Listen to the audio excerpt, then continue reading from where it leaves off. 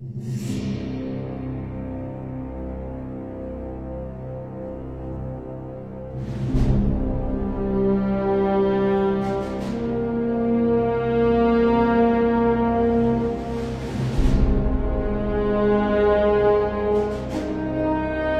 1930.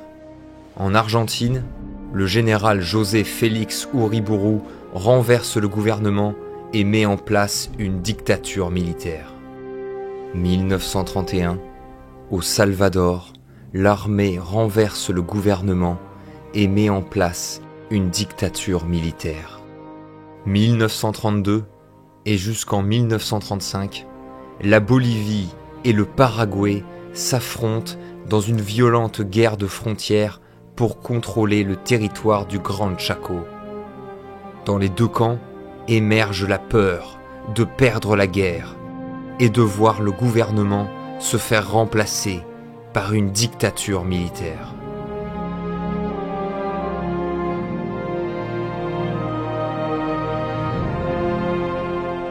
Bref, il semblerait qu'une tendance se dessine en Amérique latine. Et, pour sa 6e aventure, Georges Rémy va cette fois envoyer Tintin, le reporter du Petit 20e, ajouter son grain de sel au chaos sud-américain.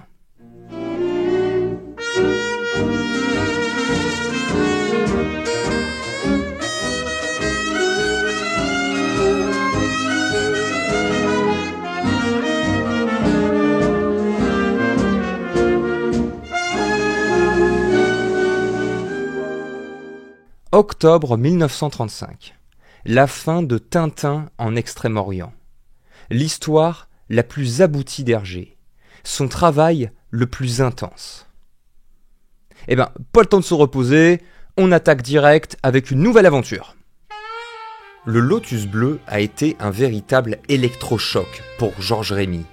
Il a parlé d'actualité, il a amélioré sa façon d'écrire, sa manière de dessiner, et surtout, il a pu énormément se documenter. Donc, pour cette 6e aventure, Hergé va poursuivre dans cette voie, mais en même temps, il va accélérer son travail. Grâce à l'assistance de ses collaborateurs, Hergé peut se concentrer à fond sur Tintin. Pour changer de décor, le dessinateur veut envoyer le jeune reporter en Amérique du Sud, un continent qui fait justement l'actualité.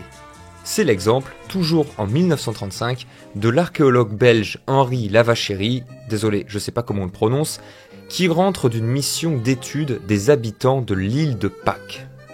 Et, comme nous l'avons vu en introduction, c'est la pagaille en Amérique latine. Les coups d'État s'enchaînent, ce qui représente un bon terrain de jeu pour Georges Rémy. Bref, tout va bien dans le meilleur des mondes et Hergé peut tranquillement s'atteler à l'écriture de cette 6e aventure. Mais, avant de continuer, je suis obligé de faire un petit aparté pour vous parler d'une autre personne, Léon Degrelle. Léon Degrelle est un journaliste et écrivain fortement engagé dans la mouvance catholique belge. En 1929, l'abbé Wallet l'embauche comme rédacteur au XXe siècle. Degrelle se fait alors connaître pour ses articles souvent romancés et peu objectifs. Alors, on va être clair, aujourd'hui encore, la relation Hergé-Léon Degrelle fait débat.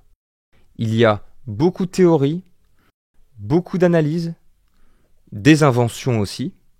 Donc, pour ce segment, on ne parlera que de ce qui est avéré, ou du moins qui est validé par des sources de l'époque. Quand il arrive au XXe siècle en 1929, Léon Degrelle fait la connaissance de Georges Rémy. Très vite, les deux hommes se trouvent des points communs. Tous deux ont une éducation catholique, tous deux ont été scouts dans leur enfance. Bref, une relation amicale se forme. Au début. Et toujours en 1929, Degrelle se rend aux États-Unis. Il découvre la bande dessinée américaine et envoie plusieurs ouvrages à Georges Rémy.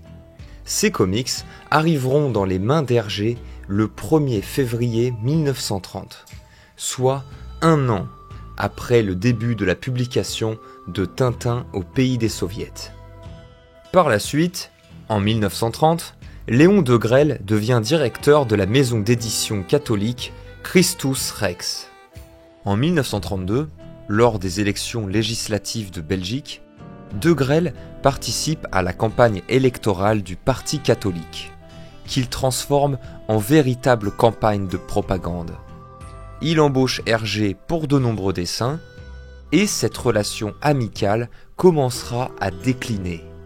D'une part, car Degrelle et Hergé n'ont pas la même vision artistique, et d'autre part, car Degrelle n'hésitera pas à retirer la signature du dessinateur pour une de ses affiches.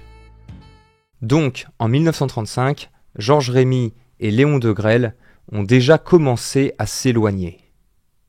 Hergé est de plus en plus occupé avec Tintin, et Degrelle développe son propre mouvement, le Front populaire de Rex, ouvertement aligné sur les idéaux du fascisme italien, de la phalange espagnole et de la garde de fer roumaine. Mais ça, on y reviendra plus tard. Bref, revenons à Hergé. C'est donc à partir du 5 décembre 1935 jusqu'au 25 février 1937 que sortira dans le Petit 20e les nouvelles aventures de Tintin et Milou. Voilà. Pour changer un peu, cette histoire démarre sur un événement sans le jeune reporter. Le vol d'un fétiche Arumbaya au musée ethnographique de Bruxelles. Et qui c'est qui déboule pour résoudre l'enquête ? Tintin arrive en force. Le lendemain, le voleur rapporte le fétiche au musée. Tintin se rend compte que le fétiche restitué est un faux. L'original avait une oreille cassée, alors que la copie est intacte. Et en parallèle à ce bazar, on apprend aussi la mort d'un sculpteur, Monsieur Balthazar. N'empêche, l'oreille cassée, ça sonne bien comme titre. Bref, Tintin fait ses recherches dans son coin, il affronte deux bandits, eux aussi à la recherche du fétiche. Les deux loupards se lancent à la poursuite de l'assassin de Balthazar, qui s'est embarqué pour la République du San Theodoros, en Amérique du Sud, mais sans compter sur Tintin, qui va partir lui aussi à la chasse aux fétiches. Voilà, une aventure classique en somme. Et pourtant, Georges Rémy va en profiter pour... Excusez-moi. Allô ? Oui ? Oui ? Ah. Ah ok, merci. Excusez-moi, petit changement de programme. Maintenant, c'est les Français qui s'y mettent. Le Lotus bleu, nous l'avons vu, c'était chouette. C'était sérieux, très documenté, très détaillé. Mais, ironiquement, malgré le succès, cette histoire a aussi valu à Hergé quelques critiques, notamment à cause de son point de vue ouvertement anti-impérialiste. Ok, prenez des notes les enfants. L'URSS, ça va. Les États-Unis, pas de problème. Le Congo, l'Inde, l'Arabie, l'Égypte, pas de souci. Par contre, le Japon, surtout pas. La nouvelle direction qu'a pris Hergé de critiquer l'actualité gêne un peu. Surtout pour une bande dessinée adressée à la jeunesse. En décembre 1935, Gaston Courtois, directeur de l'hebdomadaire catholique français Cœur Vaillant, écrit une lettre à Hergé. Cœur Vaillant, pour rappel, diffuse les aventures de Tintin en France depuis le tout début. Ce n'est donc pas une relation à perdre. Et pourtant, ce n'est pas la première fois que des tensions apparaissent. En 1930 déjà, Hergé avait dû taper du poing sur la table, quand Cœur Vaillant avait ajouté des textes explicatifs lors de la diffusion de Tintin au pays des Soviets, sans prévenir le dessinateur. Cette fois, en 1935, le journal a peur que Tintin devienne un peu trop sérieux pour le jeune public. Il est donc demandé à Hergé de créer une nouvelle bande dessinée. Cette fois, réellement orientée pour les enfants. Mais on n'a pas le temps là, il faut qu'on aille mettre le feu en Amérique du Sud.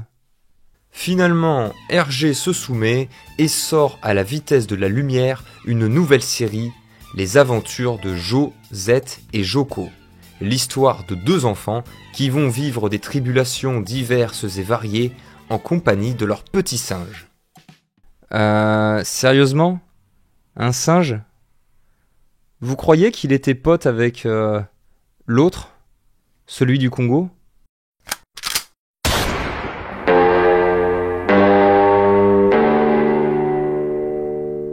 À chaque fois on y revient à cet album.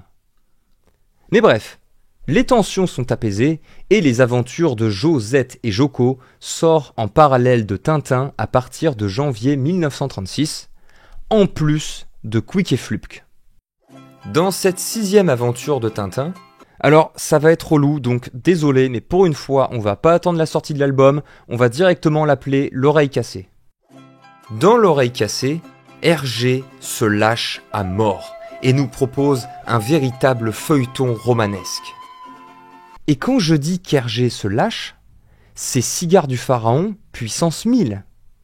L'intrigue démarre en Belgique, avec le vol du fétiche, puis direction l'Amérique du Sud, où Tintin va se coltiner des révolutions, des guerres entre tribus amérindiennes, des conflits de frontières, le tout en étant traqué par les deux malfaisants compères, Alonso Pérez et Ramon Bada. Alors je suis désolé, mais je ne peux pas continuer la vidéo sans vous spoiler toute l'intrigue de cet album. Donc, j'espère que vous êtes posés, parce que cette histoire, c'est le gouac absolu. Vous êtes prêts ? C'est parti. Ok, donc, un fétiche est volé dans un musée, puis il est remplacé par une copie pour brouiller les pistes. Le gars qui a fait la copie, Balthazar, est tué. Le voleur, Rodrigo Tortilla. C'est quoi ce nom ? Le voleur, Rodrigo Tortilla, s'enfuit avec le fétiche pour le San Teodoros, avec sur ses talons Tintin, Alonso et Ramon. Les deux bandits tuent Tortilla. Monsieur Tortilla est mort. Jamais j'aurais cru dire cette phrase. Mais là encore, le fétiche est un faux. Une fois arrivé au San Teodoros, Tintin se retrouve en pleine révolution, menée par le général Alcazar. Suite à un quiproquo, Tintin est nommé aide de camp du général. Je vous épargne les détails, mais ça dégénère en guerre de territoire entre le San Teodoros et son voisin, le Nuevo Rico. Attendez, je suis perdu là, y avait pas une histoire de fétiche à récupérer ? Tintin est accusé d'espionnage et se retrouve entre deux feux. Il s'échappe dans la Pampa et retrouve les Arumbaya avec l'aide de l'explorateur Ridgewell. Il apprend que le fétiche volé contient un diamant, lui aussi volé. Accrochez-vous pour la suite. C'est là que ça part en freestyle. Tintin repart en Belgique, il rencontre le frère de Balthazar, le sculpteur mort du début pour rappel, qui fait des copies à la chaîne du fétiche. Et surtout, qui a vendu le vrai fétiche original à Samuel Goldwood, un collectionneur américain qui s'est déjà embarqué pour retourner aux USA. No Susai Makai, Tintin rattrape le bateau, il se frite avec Alonso et Ramon qui avaient déjà piqué le fétiche. Y a bagarre, le fétiche se brise. Touche pas au Grisby, sale gredin! Le diamant tombe à la flotte, Alonso et Ramon se noient en essayant de le récupérer, et toute cette histoire s'achève finalement par le fétiche Arumbaya qui est restitué au musée ethnographique. Attendez une seconde. On devrait pas plutôt rendre le fétiche aux Arumbaya ? Sa place, c'est dans un musée! Oui, c'est logique. Et c'est là qu'on se rend compte qu'Hergé repart sur de l'expérimentation. Il reprend ce qui a marché par le passé, et il l'adapte pour son nouveau scénario. Prenez les agents X-33 par exemple. Ils font un petit caméo au début de l'histoire quand le fétiche est volé. Puis, le voleur ramène finalement le fétiche et laisse une lettre anonyme indiquant qu'il voulait juste s'amuser. Attention les gars, accrochez-vous, c'est l'heure des révélations. Eh bien Dupont, affaire classée. Un jeu d'enfant. Mon opinion est faite, cette lettre est une lettre anonyme. Je dirais même plus une lettre anonyme dont l'auteur est inconnu.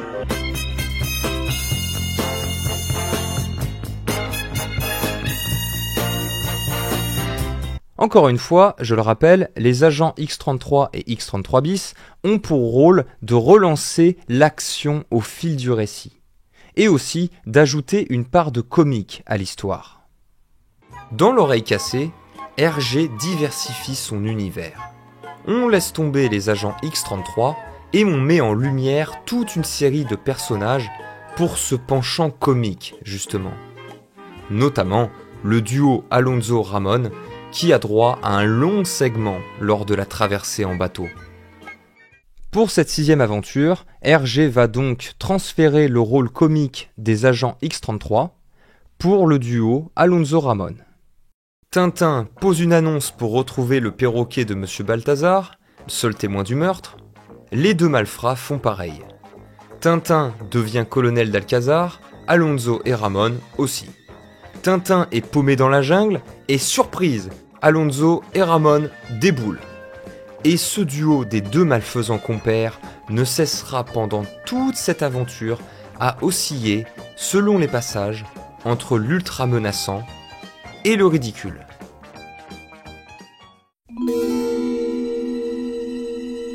Écoute-moi bien, il y a encore une balle dans ce fusil.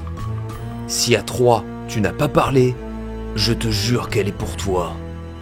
1, 2... Attention, un serpent! Où ça? Ici!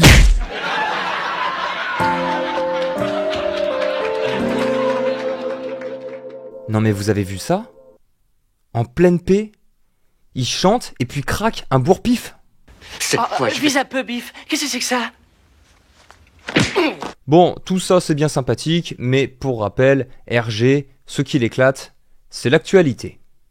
Depuis le début de ses aventures, Tintin n'a fait que parler d'actualité.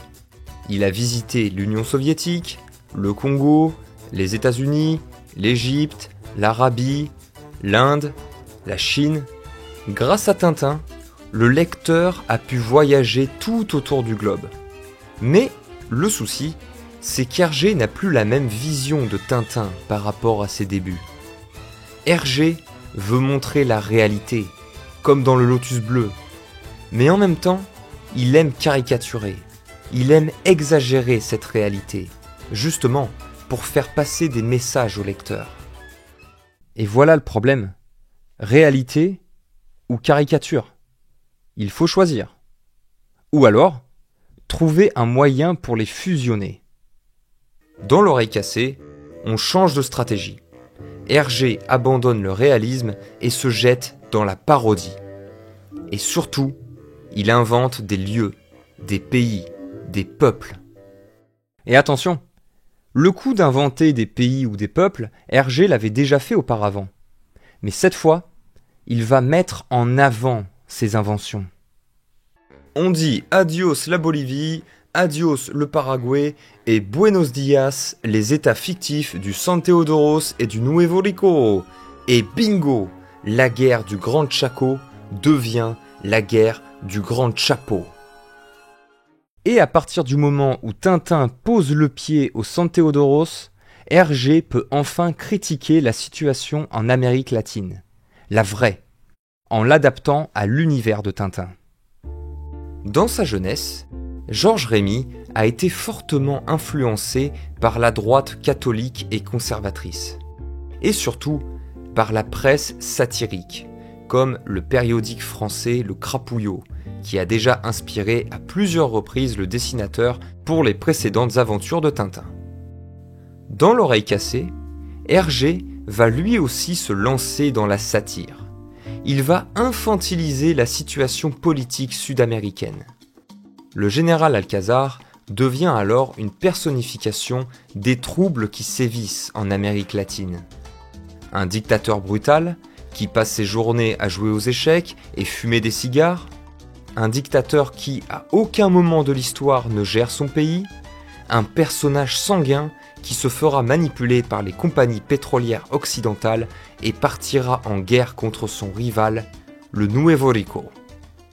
Et non, tout cela n'a évidemment rien à voir avec la guerre du Chaco, puisque ici, c'est la guerre du Grand Chapo. C'est pas pareil.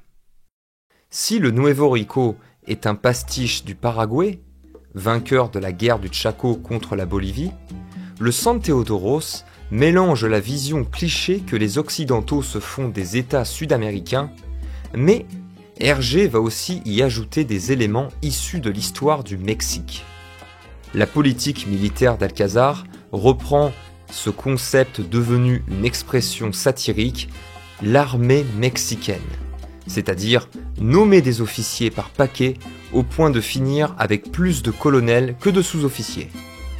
À quoi ça sert d'avoir du pouvoir si on peut pas en faire profiter les copains ? Les révolutionnaires du San Theodoros portent des sombreros et des cartouchières.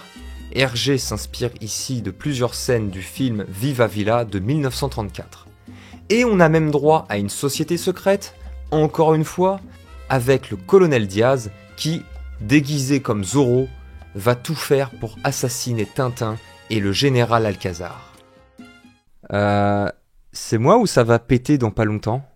À son arrivée au San Theodoros, Tintin est accusé de terrorisme, jugé et envoyé au peloton d'exécution dès le lendemain. Voilà, ça c'est la justice qu'on aime. Tintin s'apprête à rencontrer Saint-Pierre quand soudain... Soldats, la révolution triomphe. Le général Tapioca, cet infâme tyran, est en fuite. Le vaillant général Alcázar est maître de la situation. Yes! Mort à l'oppresseur! Soldats, la rébellion est étouffée. Le général Alcázar, cet infâme tyran, a pris la fuite. Jurons tous fidélité au brave général Tapioca. Yes! Mort à l'oppresseur! Cette critique des révolutions incessantes atteindra son point culminant avec l'arrivée des sociétés pétrolières occidentales qui veulent la mainmise sur le territoire du Grand Chapo, où seraient enterrés des gisements de pétrole. Hergé a suivi toute la guerre du Chaco, la vraie cette fois, par la vision satirique du journal Le Crapouillot. Une vision influencée par la guerre secrète pour le pétrole qui accuse la Standard Oil américaine et la Royal Dutch Petroleum Company d'avoir provoqué le conflit pour exploiter le pétrole de la région. Et dans l'oreille cassée, c'est également au tour des marchands d'armes d'ajouter leur grain de sel, personnifié par le personnage de Basile Bazarov, qui va fournir des armes autant au San Theodoros qu'au Nuevo Rico. Hergé s'inspire ici du vrai marchand d'armes Basile Zaharov, souvent jugé comme un profiteur de guerre, notamment suite à ses activités lors de la guerre 14-18 où il fournit des armes à la fois à la Triple Alliance et à la Triple Entente. Et à quoi ça sert d'avoir des armes si on peut pas en faire profiter les copains ? Et dans l'oreille cassée, comme par le plus grand des hasards hasardeux, la guerre s'achèvera juste après que les médias aient annoncé qu'il n'y a pas de pétrole dans la région du Grand Chapo. Oh bah ça tombe bien alors. Dans l'oreille cassée, Hergé nous propose des péripéties plus longues, avec de vrais segments thématiques. Et chacun de ces segments apporte son lot de nouveautés.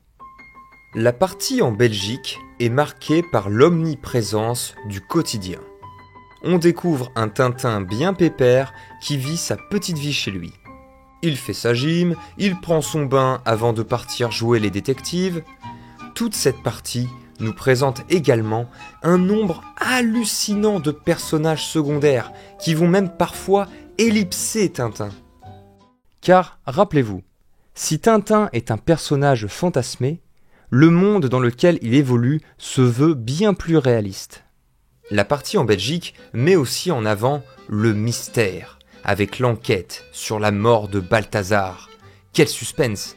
Qui a tué Balthazar? Qui sont Alonso et Ramon?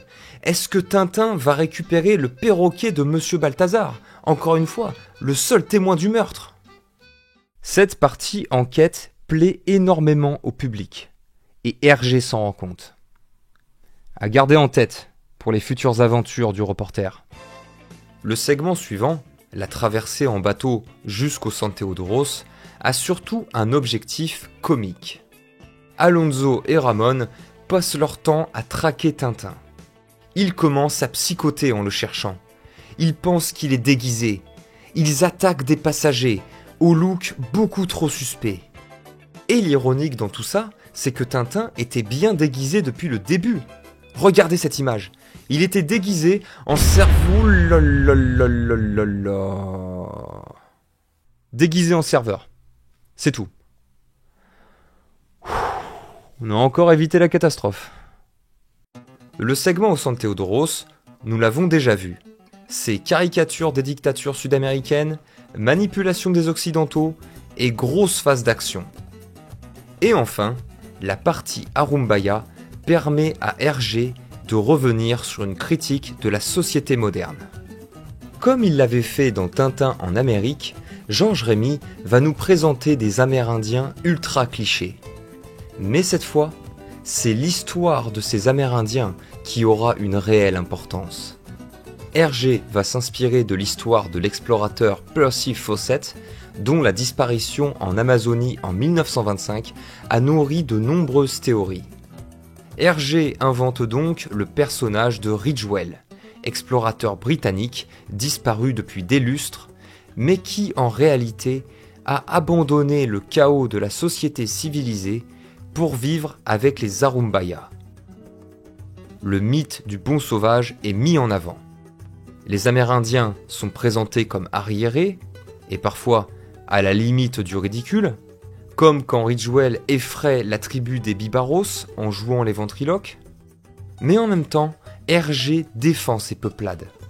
Il critique sa propre culture, qui, justement, détruit ces populations jugées comme arriérées. Bon, ok, il y a encore du boulot, mais le message est présent. C'est ce qu'il faut retenir. Et tout au long de son histoire, Hergé va énormément jouer avec la notion de gémellité. On constate dans L'Oreille cassée une explosion de la gémellité, c'est-à-dire du dédoublement de personnages et d'éléments. C'était déjà le cas auparavant avec les agents X-33, mais cette fois, le concept est poussé à l'extrême. Le duo Alonso-Ramon, ce même duo qui affronte son alter ego avec Tortilla, le running gag des deux annonces publiées dans le journal pour retrouver le perroquet de Balthazar, le gloubi-boulga des copies du fétiche Arumbaya, les Arumbaya aussi d'ailleurs, qui affrontent les Bibaros, une tribu rivale, la guerre entre le San Theodoros et le Nuevo Rico, la foire aux révolutions avec les généraux Alcazar et Tapioca. Bref, cet album, c'est le festival de la dualité. Et à ça, désolé, c'est pas fini, il faut aussi rajouter la mort, qui est partout. Si on l'analyse à fond, L'Oreille cassée est une œuvre ultra sombre. Vous avez plusieurs morts. Le sculpteur Balthazar, le voleur Tortilla, le colonel Diaz, le duo Alonso-Ramon. Jamais Hergé n'a tué autant de monde dans ses histoires. Et surtout, la mort est là à chaque instant. Tintin manque de mourir un paquet de fois. Accident de voiture, peloton d'exécution, attaque d'Amérindiens, flingue, couteau, noyade, tout y passe. La mort devient même un procédé comique grinçant. À un moment donné, Alonso est à deux doigts de flinguer Tintin. Ce à quoi son collègue Ramon lui dit « Fais vite Alonso, tu sais que je déteste les exécutions capitales. » Quoi ? C'est pas moi, c'est Hergé. Et justement, parlons un peu linguistique. Évidemment, l'album est truffé de jeux de mots. Avec Hergé, on a l'habitude. On a un retour en force des accents, avec des dialogues en français, prononcés dans un hispanique très caricatural, et nous avons aussi une caricature d'un vendeur juif à la fin de l'album. Des caricatures qui, je préfère le rappeler, sont très fréquentes à l'époque.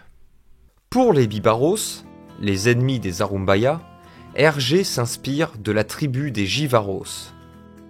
Le fétiche Arumbaya est inspiré d'une statuette Shimu, une civilisation précolombienne qui était installée sur la côte nord du Pérou. Et pour le langage des Arumbaya, Hergé va glisser de petites références au marolien, un dialecte bruxellois parlé par la grand-mère de Georges Rémy et qui a par conséquent fortement marqué la jeunesse du dessinateur. Mais c'est pas vrai, il est interminable cet épisode.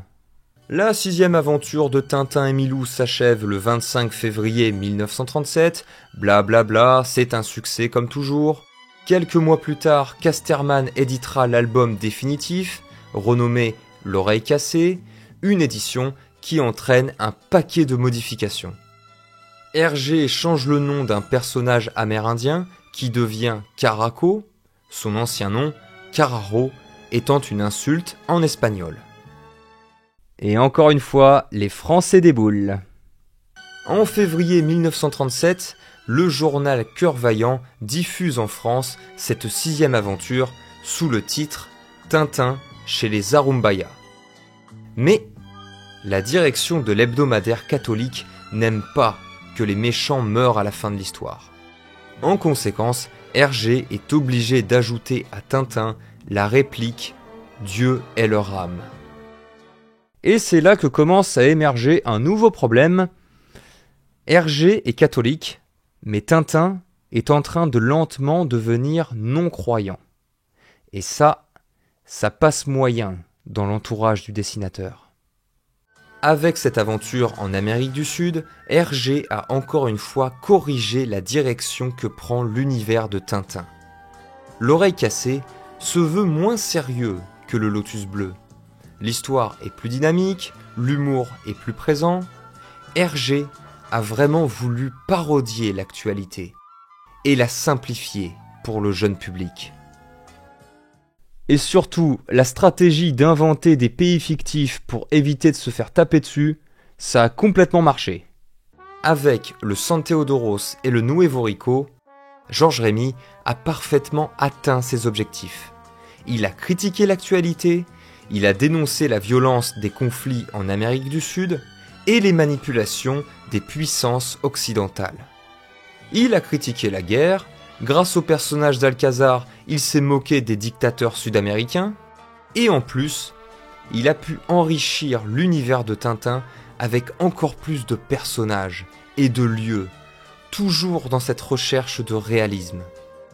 À ce stade, la seule chose qui manque à Tintin, c'est un nom de famille. Nous sommes donc fin février 1937. Avec l'Oreille Cassée, Hergé a encore une fois parlé d'actualité. Mais cette fois, personne n'est venu le réprimander, puisqu'il a créé des lieux fictifs pour développer son point de vue. Qu'à cela ne tienne. Actuellement, on parle beaucoup de l'Allemagne nazie et de sa montée en puissance. Ça pourrait faire une super aventure pour Tintin. Tout ce qu'il y a à faire, c'est inventer un pays fictif pour assurer ses arrières. Mais avant ça, Hergé a besoin de se ressourcer.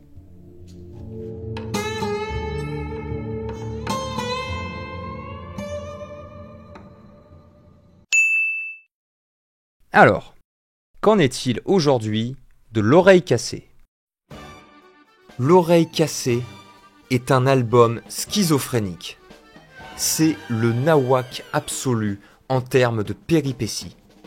Mais en même temps, c'est l'album qui pose définitivement la structure narrative des aventures de Tintin. Et je n'exagère pas, si vous prenez les 15 albums qui ont suivi l'Oreille Cassée, à quelques nuances près, vous avez la même structure narrative. Ah oui, ça, il faut en parler.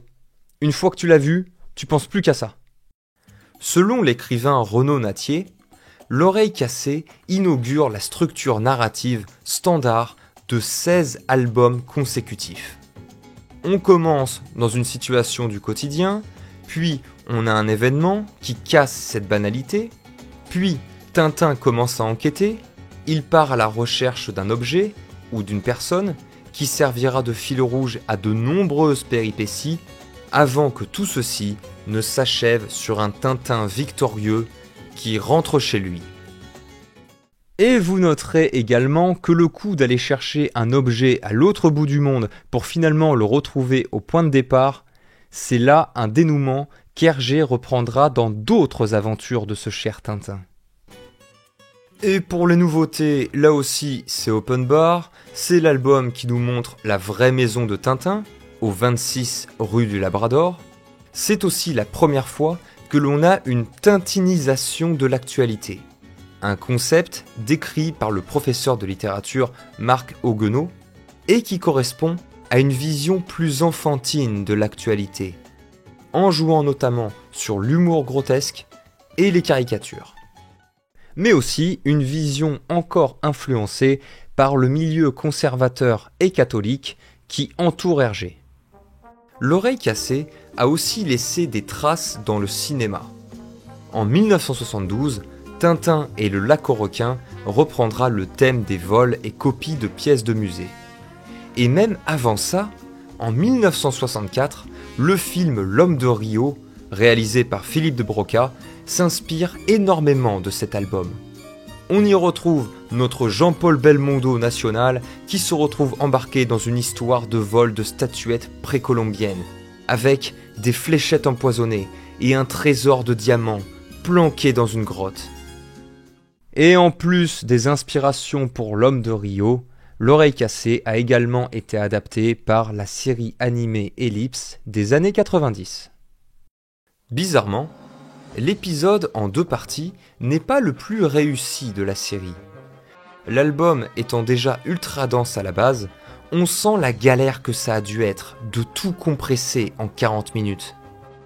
Et j'insiste sur ce bizarrement, puisque cette compression était beaucoup moins flagrante sur d'autres épisodes, comme Les Cigares du Pharaon par exemple. L'épisode reprend très bien la trame de l'album, mais il va énormément prendre son temps sur l'enquête en Belgique et le voyage en bateau. Pour vous donner une échelle, grosso modo, L'Oreille cassée, c'est 1 tiers Belgique, 2 tiers Amérique du Sud. Dans la série animée, il faut attendre la 2e partie de l'épisode pour que Tintin arrive enfin au San Theodoros. On a donc la moitié de l'épisode qui doit résumer 40 pages d'album. Et là, ça cut, ça cut, ça cut. L'épisode éjecte donc tout ce qui n'a rien à voir avec le fétiche Arumbaya, comme la guerre contre le Nuevo Rico par exemple. Mais en même temps, il conserve l'esprit dynamique de l'album, les phases d'action et les phases d'enquête. Voilà, c'est à double tranchant. Quand on adapte, il faut faire des sacrifices. D'ailleurs, tant qu'on parle de sacrifices, excusez-moi, mais il faut que je vérifie un truc. Terminé.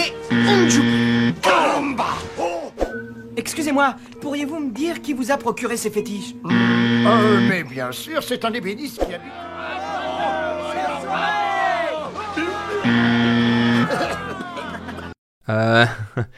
Déçu.